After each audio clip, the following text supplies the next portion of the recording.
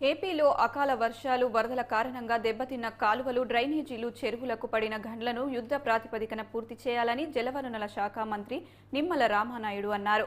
Irrigation ప్రధాన కార్యదర్శి Sai Prasad, ESC వెంకటేశ్వరరావులతో కలిసి తూర్పు గోదావరి, కాకినాడ, కోనసీమ, ఏలూరు, పశ్చిమ గోదావరి జిల్లా, కృష్ణా, ఎన్టీఆర్, గుంటూరు, బాపట్ల జిల్లాల కలెక్టర్లు, రాష్ట్రంలోని జలవనరుల శాఖ సిఈ, ఎస్ఈ, ఈఈలతో కలిసి వీడియో కాన్ఫరెన్స్ నిర్వహించారు.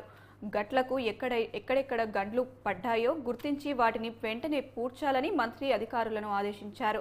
క్షేత్రస్థాయిలో పర్యటించి గుర్తించిన గండ్లకు కలెక్టర్ స్థాయిలోనే అనుమతులు ఇచ్చి త్వరితగతిన పనులు పూర్తయ్యేలా చర్యలు తీసుకోవాలని సూచించారు మంత్రి నిమ్మల.